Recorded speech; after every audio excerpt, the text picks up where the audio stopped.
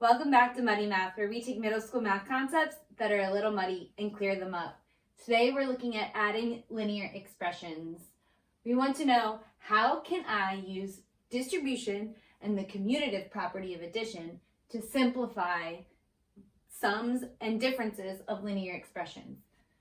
Although our title is adding, I think looking at subtraction is a helpful tool to navigate the structures and processes associated with linear algebraic expressions.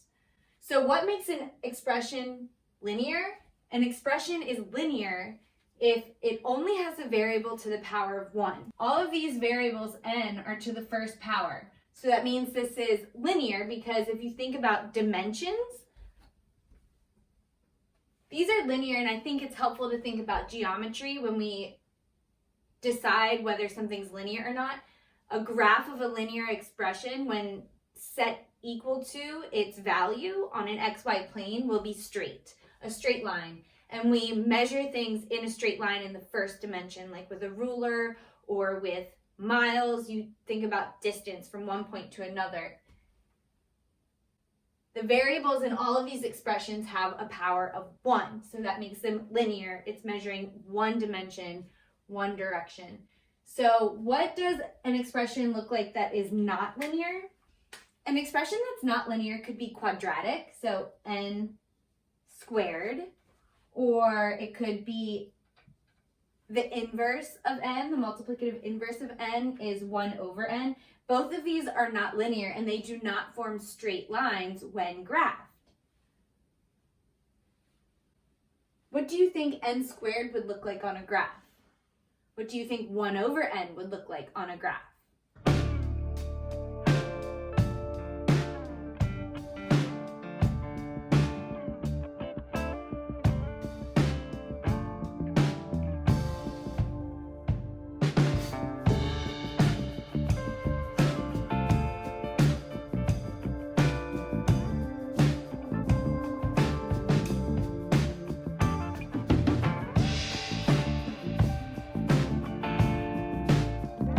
This gives you an idea of something that's not linear.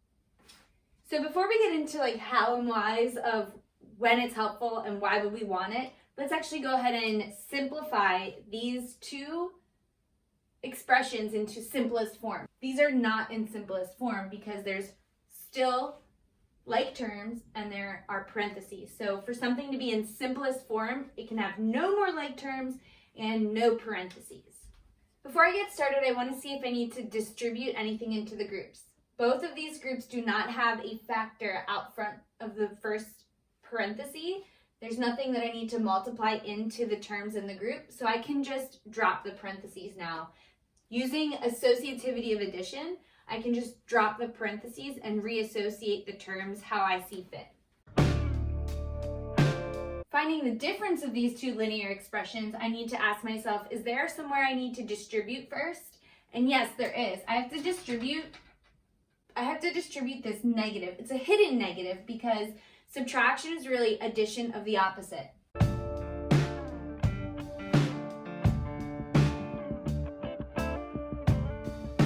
When problem solving and note taking in math, we often leave out symbols that will crowd our notes. So in this case, these are the same. This version is much more crowded. They're equivalent, but it's much more crowded because we have plus, a bracket, -1 times the quantity in the group, close parentheses, close bracket. It's a lot more busy. So while it's important to see equivalent expressions, we don't always write the expression that shows us the most information. It's often we write the expression in simplest form or with the least amount of symbols. So now let's actually distribute the -1 to the terms inside the group. So I have -1 times 10n plus -1 times 6.5. -1 times 10n is the opposite of 10n, which is -10n. And -1 times 6.5 is the opposite of 6.5, which is -6.5. And then I can bring down this expression. 4.5 minus n minus 10n plus negative 6.5, or plus negative 10n. Now that we have three groups all connected with addition, I can use the associativity property of addition to drop all of the parentheses. You might look at this and say, wait a second, you didn't drop all the parentheses. I'm talking about parentheses in terms of grouping symbols, and if you look at negative 10n, this set of parentheses and negative 6.5, these two usages of parentheses are to be a visual aid as to not have a operator and a sign right next to each other. So the parenthesis is a way for you to visually see that those are separate. I want to keep addition as my operator to connecting terms because then I'm able to commute things around as I please and associate things as I please. So in both of these steps, my next situation I need to encounter is the subtracting this n. I need to change that to adding a negative n so that I'm able to associate and commute freely within my expression.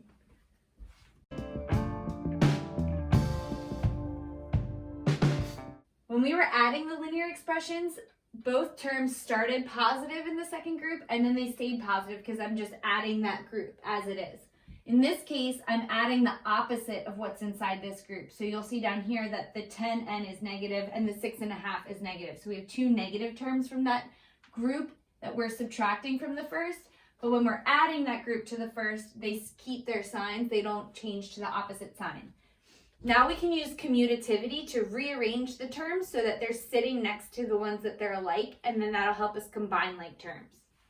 Negative n plus 10n. Now I just need to think about negative 1 plus 10. Negative 1 plus 10, they're different signs. You need to find their difference of their absolute values. So the difference of the absolute values of 1 and negative 1 and 10 is 1 and 10 is 9. So their difference is 9. Now I need to decide if it's a positive 9n or a negative 9n.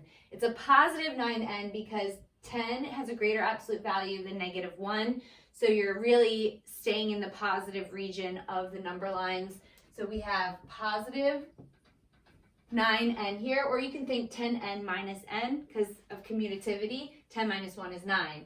In this case, we have negative n plus negative 10n. They're both negative, same sign. You just find their sum and keep the same sign. So negative 1 and negative 10 makes negative 11n.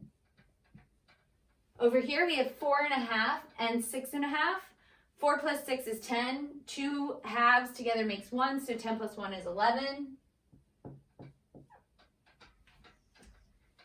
And with the subtraction exercise, 4.5 plus negative 6.5. So I'm finding the sum of two values that have opposite signs, a positive and a negative.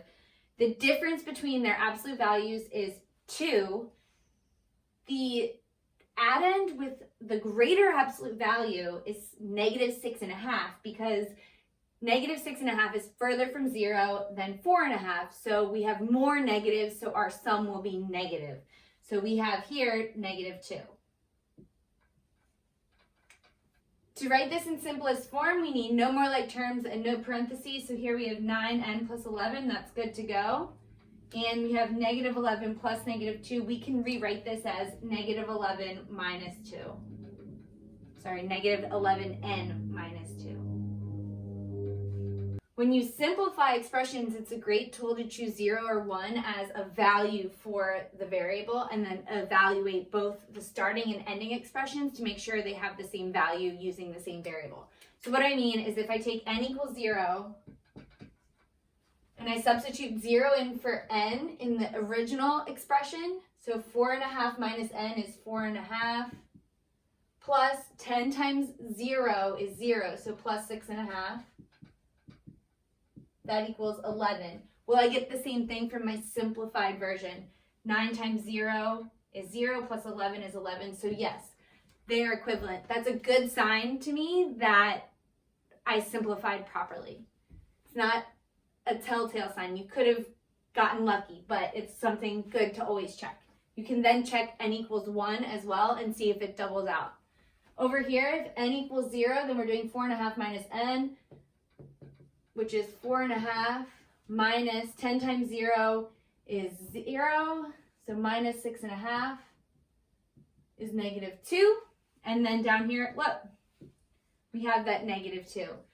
When we get into graphing linear equations, you'll see that this constant is the place at which the graph of a linear equation crosses the y-axis. So it's called the y-intercept. And how can expressions be helpful in problem solving? It's good to get used to expressions so that you can maybe represent a pattern or a sequence with an expression, or to graph to see how something's changing over time, or to analyze two variable statistics. Linear expressions are really helpful in us understanding patterns and growth and rates of change. And then why would we want to add or subtract linear expressions? I did a video on determining your profit in manufacturing something, whether it's bread or skateboards or whatever. And you always, to find your profit, you subtract the cost of the materials from how much you're charging for the materials. And linear expressions can help you in determining your profit when one variable is changing, so that you can use sort of graphing devices and technology to help you determine how much money you're going to make and tweak variables and see how the model adjusts so that you can optimize your earnings. Okay, thanks for tuning in. I hope this helped. Some expert tips here when you're practicing math at home is to make your learning joyful, be kind to yourself, make something of your experience with math practice that you want to return to, and the more you enjoy it, the more likely you are to try it. So make sure you're choosing activities at home that are bringing you joy and feeding your interests. And remember, you are getting this great opportunity to be the captain of your own learning. So really take charge and make it something that you want to come back to and integrate into and be proud of, because the first step in creating a regular practice for learning math or social studies or English is making it something you enjoy and something you want to do. So that's my expert tip for you, to be kind to yourself, to make it fun, and stay positive.